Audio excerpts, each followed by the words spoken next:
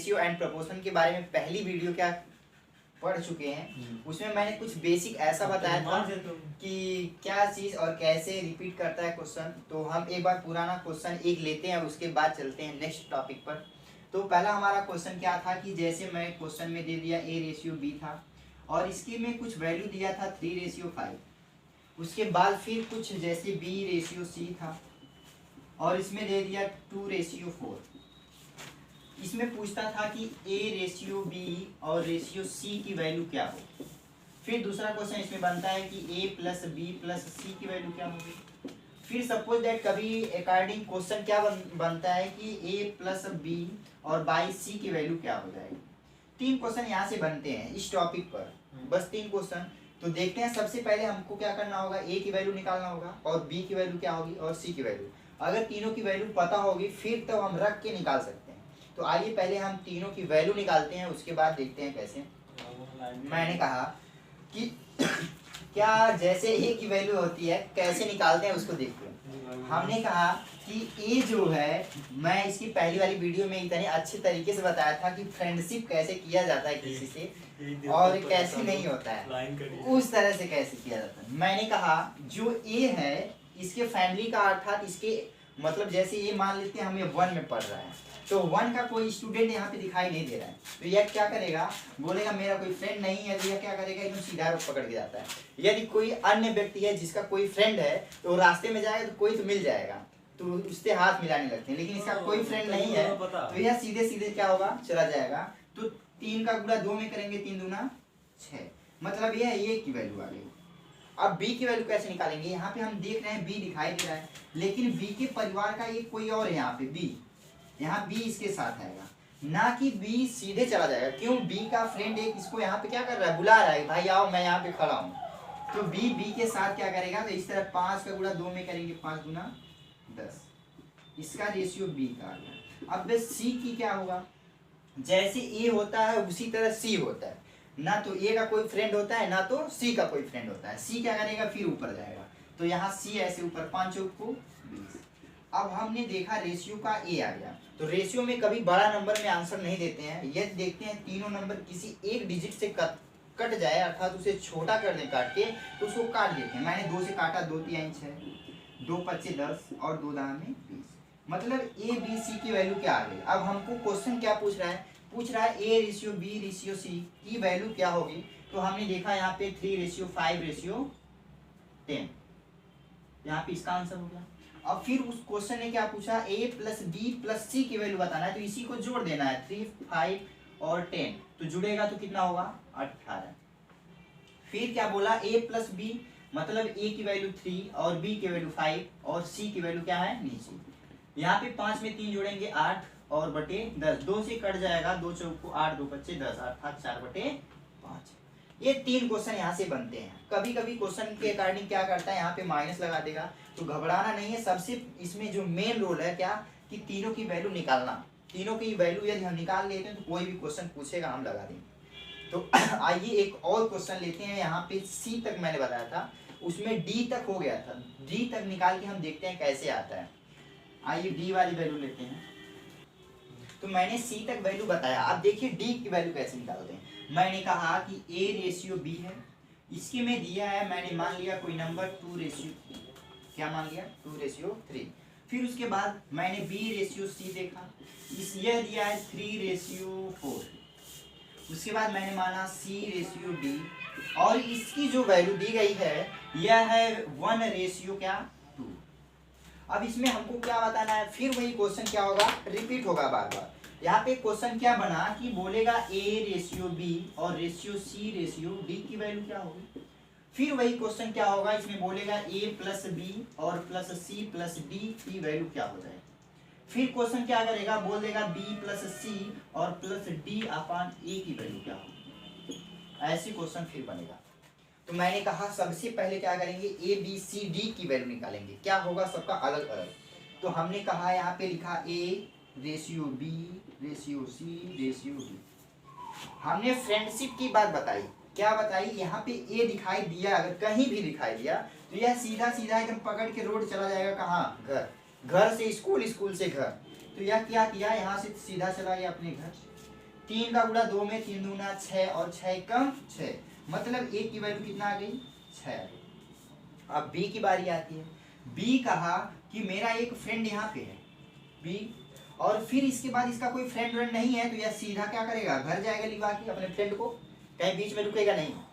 अगर कोई एक फ्रेंड जा रहा है और उसका दूसरा फ्रेंड मिल गया तो बोलेगा भाई चले आज तुम्हारे घर, क्या करेगा वो रास्ते में जाएगा, लेकिन उसका और कोई फ्रेंड नहीं मिलता है तो वह सीधे अपने घर लेके जाता है। तो यहाँ पे 2 3 का गुणा 3 में 3 3 का 9 और 9 1 का 9, बी की वैल्यू आ गई 9। अब सी की बारी आती है।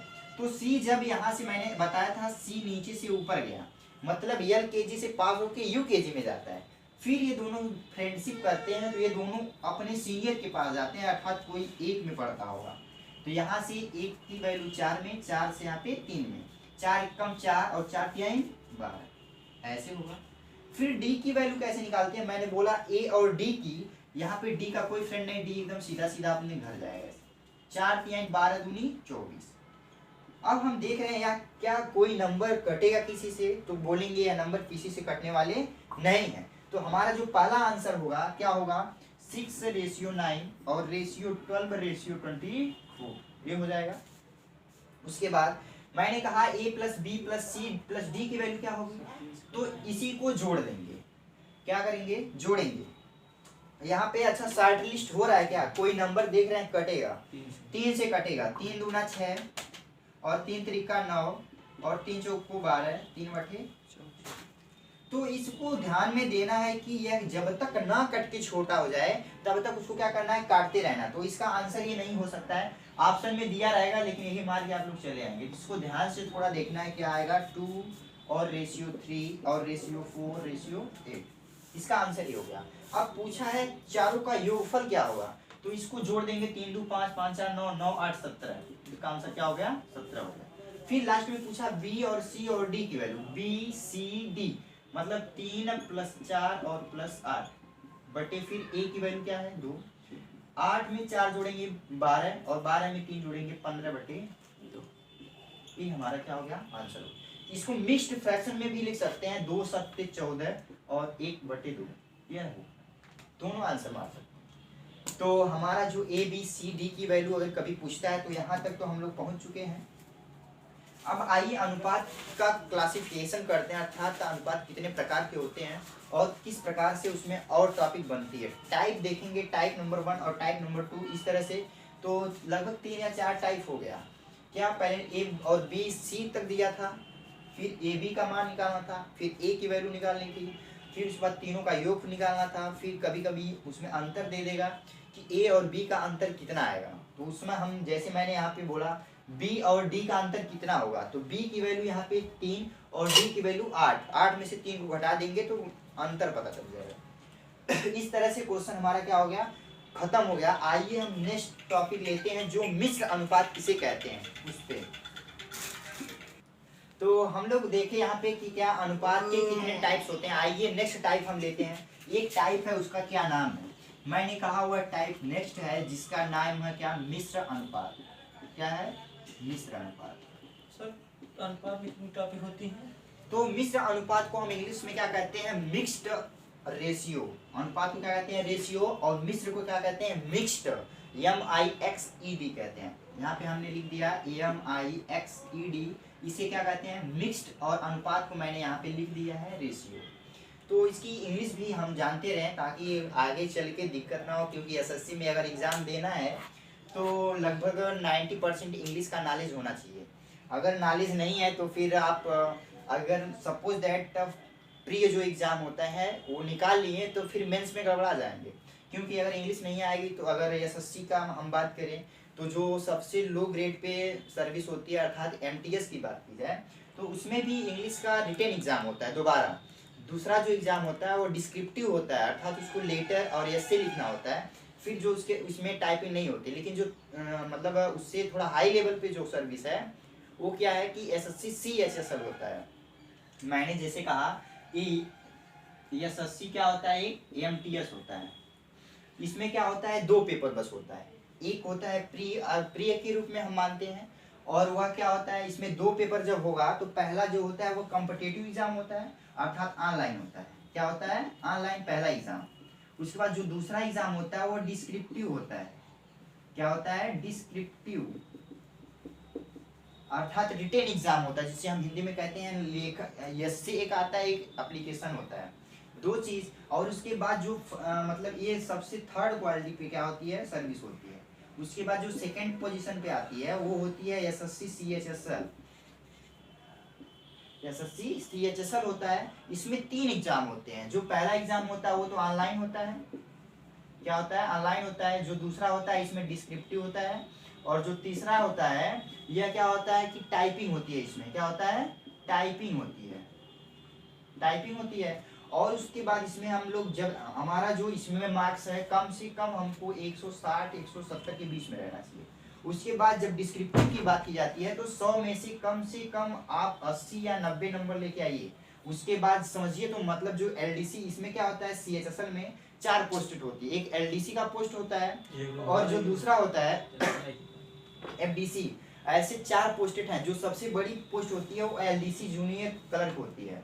तो जब आपका हाईएस्ट नंबर रहेगा तो आप एलडीसी जूनियर असिस्टेंट के रूप में जाने जाएंगे। और क्लर्क जो सबसे होते हैं वो एलडीसी होता है, एलडीसी क्लर्क होते हैं। यदि आपका टोटल मार्क्स कितना होता है? 200 मार्क्स यहाँ पे होते हैं, 200 मार्क्स होता है। और 100 नंबर का क्या होता है? रिटेन एग्जाम होता है। टोटल 300 मार्क हुए।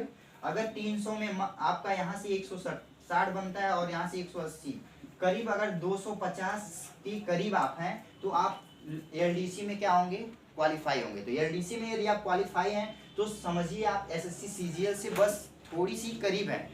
उससे आप कहीं कहीं बहुत बेटर सर्विस पे रहेंगे। लेकिन सबसे खराब मानी जाती है एमटीएस की। तो उसके बाद थर्ड पोजीशन पे आता है एसएससी सीजीएल। क्या आता है? एसएससी सीजीएल होता है। ये सबसे हाईएस्ट रैंक पे क्या होती हैं? सर्विसेज होती हैं। इसमें भी कई पोस्टेड हैं।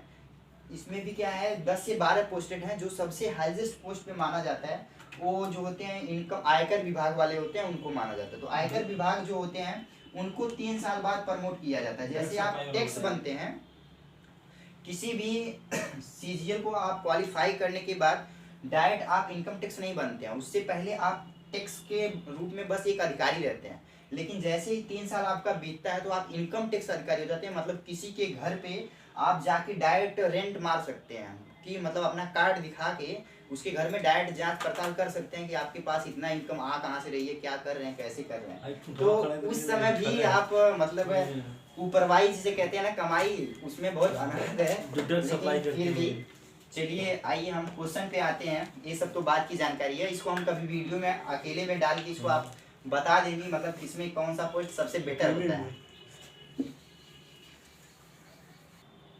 तो मिश्र अनुपात पे आइए क्या है। जैसे मैंने कहा कि यहाँ पे A/B क्या दिया है? A/B दिया है। और मैंने कहा यहाँ पे क्या है? C/B दे देते हैं। क्या दिए हम? C/B। ऐसा क्वेश्चन आता है। इसमें पूछेगा कि मिश्र अनुपात इसका क्या होगा। इसी नंबर का बोलेगा मिश्र अनुपात क्या होगा। तो हमको कुछ नहीं करना है, बस डायरेक्ट वही काम। A का कोई फ्रेंड नहीं, D का कोई फ्रेंड नहीं, मतलब सीधा सीधा A का गुणा C के साथ होगा तो इसका रेशियो बना AC और अनुपात। फिर इसका कोई नहीं तो B और D, बस इसका हो गया मिश्र अनुपात। इसी को कहते हैं। अब जैसे मैंने यहाँ पे एक नंबर रखा, क्या कि मैंने नंबर रख दिया 2/3 और यहाँ पे 5/4। अब मैंने पूछा इसका मिश्र अनुपात क्या होगा, तो आप डायरेक्ट इसका गुणा करेंगे 2 5 10 और 3 चौको 12। यह कटेगा 2 5 10 2 6 12। यह हमारा क्या हो गया? इस प्रकार से आप कोई भी क्वेश्चन होगा उसे मिश्र अनुपात के रूप में हम लोग क्या करेंगे? दिखा सकते हैं। मैंने एक क्वेश्चन और दिया कि जैसे मैंने कहा कि A/B इक्वल दिया है 5/6, फिर उसके बाद C/D और इक्वल दिया है 7/6। अब मैंने पूछ दिया क्या कि इसका मिश्र अनुपात क्या होगा। तो आप लोग कुछ नहीं, डायरेक्ट इसका माइंड कैलकुलेशन 7 5 35 और 6 6 यह मिश्र अनुपात हो गया। अगर यहीं पे पूछता ABC की वैल्यू क्या होगी तो हम बोलते हैं इसमें B कहीं दिखाई नहीं दे रहा है, तो यहाँ पे B की वैल्यू क्या होगी फाइंड नहीं कर सकते हैं। यहाँ पे डायरेक्ट अलग अलग दे दिया ना, A की वैल्यू 5 मान लेंगे, B की वैल्यू 6 मान लेंगे, C की वैल्यू 7 मान लेंगे, D की वैल्यू 6, क्योंकि सब अलग अलग दे दिया है। अगर यहीं पे कहीं B 2 बार आ जाता है तब उसमें मान हमको निकालने में क्या होती है? दिक्कत होती है। तो दिक्कत कुछ नहीं होती, हमने उसको इतने सरल तरीके से समझाया है कि आप लोग खुद समझ सकते हैं। तो मिश्र अनुपात में कुछ नहीं करना है, बस डायरेक्ट ऊपर नीचे का गुणा कर देना है और वह हमेशा मिश्र अनुपात दे देगा। तो आइए एक और हम समझाते हैं क्या कि व्युत्क्रम अनुपात क्या होता है। व्युत्क्रम अनुपात क्या होगा, व्युत्क्रम अनुपात सीखेंगे और व्युत्क्रम अनुपात जो है पूरा टॉपिक क्या होगी क्लियर हो जाएगी। उसके बाद आएंगे हम क्या प्रोपोर्शन पे अर्थात समानुपात पे। आइए समानुपात नहीं, अभी हम पहले व्युत्क्रम अनुपात सीखते हैं। जैसे मैंने कहा कि व्युत्क्रम क्या होगा, व्युत्क्रम मतलब क्या होता है किसी चीज का उल्टा कर देना, किसी चीज का उल्टा कर देना। मैंने यहाँ पे मैंने लिखा कि जैसे कौन सा अनुपात, व्युत्क्रम, व्युत्क्रम अनुपात। व्युत्क्रम का मतलब क्या होती है अपोजिट, किसी चीज का उल्टा कर देना। जैसे मैंने कहा कि यदि यहाँ पे रेशियो मैंने लिखा A रेशियो B, क्या लिख दिया A रेशियो B। अब इसका मैं बोलूँ क्या कि इसका अपोजिट क्या होगा, तो आप लोग कह सकते हैं इसका इधर कर देंगे और इसको इधर लिख देंगे, डायरेक्ट हो जाएगा B रेशियो A। यह क्या हो गया अपोजिट हो गया मतलब उसी को ऐसे नचा देंगे, इधर से उधर उधर का इधर। मैंने फिर क्वेश्चन में क्या लिखा कि यहाँ पे मैंने एक नंबर लिखा 5 रेशियो 2। अब इसका क्या बताना है व्युत्क्रम अनुपात बताना है। तो व्युत्क्रम अनुपात में मैंने इसको इधर लिख दिया 2 रेशियो 5। फिर मैंने कहा कि इधर अगर 3 रेशियो 6 का अपोजिट बताना है तो आप लोग कहेंगे कि ये अभी कट रहा है, 3 एकम 3, 3 दूनी 6, 1 रेशियो 2। अब इसका अपोजिट बताना है, ना कि डायरेक्ट इसी को बस पलट के यहाँ पे लिख दें 6 रेशियो 3, यह क्या होगा गलत माना जाएगा। अब यह इसका अपोजिट क्या हो गया 2 रेशियो 1। तो हम अनुपात को क्या कर रहे हैं, अनुपात हमारा क्या हो गया खत्म हो गया। इसके बाद आइए अच्छा एक क्वेश्चन और हम देते हैं, छोटा सा क्वेश्चन है एकदम। तो हमने मिश्र अनुपात पढ़ लिया, व्युत्क्रम अनुपात पढ़ लिया। आइए उसी टॉपिक पे एक नया क्वेश्चन x और y के रूप में लेते हैं, क्या होगा कैसे। तो देखिए क्वेश्चन हमने लिखा क्या कि जैसे मैंने क्वेश्चन बोला x, क्या लिखा x और रेशियो y, क्या लिखा x रेशियो y, और इसके में दिया है वैल्यू, मैंने क्या लिख दिया कोई वैल्यू हम मान लेते हैं, जैसे मैंने माना 5 रेशियो 2। क्या दिया है x रेशियो y बराबर 5 रेशियो 2 अर्थात 5:2। तो हम यहाँ पे क्या लिखेंगे कि मैंने क्वेश्चन बनाया कि x क्या निकालिए क्यूब और माइनस वाई क्यूब बटे x cube plus y cube. पहला क्वेश्चन ये हमारा क्या होगा बना। अब दूसरा क्वेश्चन मैंने यहाँ पे क्या लिखा कि मैंने लिख दिया यहाँ पे एक्स स्क्वायर, क्या लिखा माइनस एक्स वाई और प्लस वाई स्क्वायर, फिर ऐसे बटे में एक्स स्क्वायर और प्लस एक्स वाई और प्लस वाई स्क्वायर, इसकी वैल्यू क्या होगी। फिर मैंने यहाँ पे तीसरा क्वेश्चन लिखा कि एक्स वाई और माइनस एक्स स्क्वायर। ये 3 क्वेश्चन मैंने क्या किया लिखा। अब इन तीनों का आंसर क्या होगा हम लोग सीखते हैं किस प्रकार से इसको लगाना है। मैंने देखा कि x रेशियो y बराबर दिया है बस 5 रेशियो 2, तो आपको इसकी वैल्यू बतानी है क्या होगा। तो हमको कुछ नहीं करना है, क्योंकि यहाँ पे वैल्यू जो दिया है अर्थात जो मान है वह पहले से दे दिया है। कैसे, यहाँ पे हम देख रहे हैं x की वैल्यू जो है वो क्या है 5, x की वैल्यू कितना है 5 और y की जो वैल्यू है 2। तो हमको बस इसी में मान रख देना है, क्या करना है मान रखना है। तो x की वैल्यू जो है वो क्या है 5, तो हम यहाँ पे 5 लिखेंगे, क्या लिखेंगे 5 मतलब 5 का क्यूब, फिर माइनस y की वैल्यू कितना है 2 अर्थात 2 का क्यूब, ऐसे लिखेंगे बटे x की वैल्यू मतलब 5 क्यूब प्लस y की वैल्यू 2 क्यूब। अब इसी को क्या करना है सॉल्व कर लेना है। मैंने कहा 5 का क्यूब कितना होता है 125, माइनस 2 का क्यूब कितना होता है 8, 125 प्लस 8। अब इसी को हमको क्या करना है घटाना है, 15 में से 8 जाएगा तो क्या होगा 7, 1 1 बटे 133। ये हमारा क्या हो गया आंसर हो गया। इसी प्रकार से हमको इसको भी लगाना है, बस x और y की जगह पे क्या रखना है 5 और 2। x का मान हमेशा 5 और y का मान 2। आइए उसका आंसर देखते हैं क्या है। मैंने कहा हम अब इसको विस्तृत लगाया, मैं यहाँ पे विस्तृत इसको नहीं लगाएंगे, बस मान रख के उसकी वैल्यू लिखेंगे।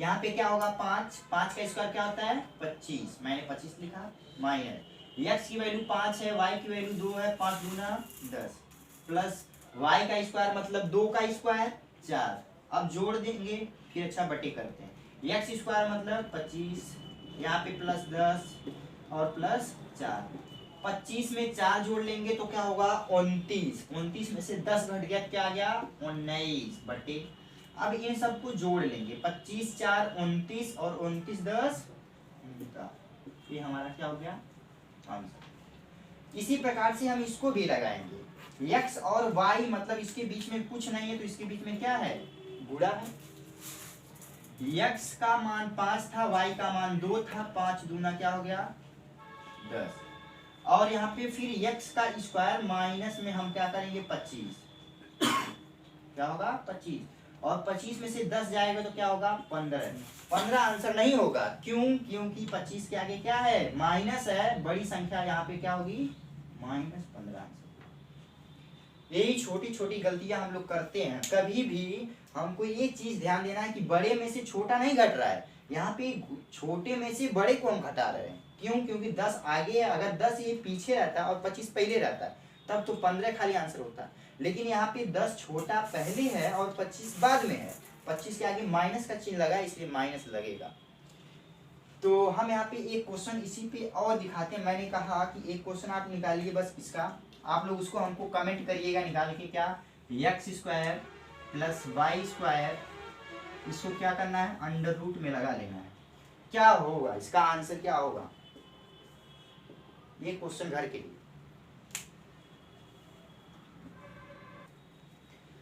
तो रेशियो जो मतलब अर्थात जो अनुपात होता है वो मतलब डिस्क्रिप्टिव अर्थात जो छोटे छोटे क्वेश्चन होते हैं वो क्या हो गए समाप्त हो गए। अब रेशियो का जो बड़ा क्वेश्चन बनता है जो अर्थात हम हिंदी में लिख के बनाते हैं, जैसे मैंने कहा कि ए बी सी यदि तीनों की वैल्यू क्या हो, मैंने कुछ मान लिया 7:6:3 मान लिया, क्या मान लिया, जैसे मैंने कहा A:B:C की वैल्यू दिया है 2:3:5 और इन तीनों का योग मतलब तीनों के रूप में बांटने के रूप में दिया है यहाँ पे 365 रुपया, तो आप बताइए प्रत्येक को कितने रुपए मिलेंगे। तो ये सब ऐसा क्वेश्चन अनुपात वाला हम नेक्स्ट वीडियो में लेंगे, क्योंकि इसमें छोटी छोटी जो चीज़ है उसको मैंने पहले कॉन्सेप्ट जो होता है उसको क्लियर किया कि किस प्रकार से किसी को लगाना होता है। तो अब हम इस क्वेश्चन को अगले वीडियो में लेंगे और उसको हम और सरल तरीके से आपको सॉल्व करवाएंगे।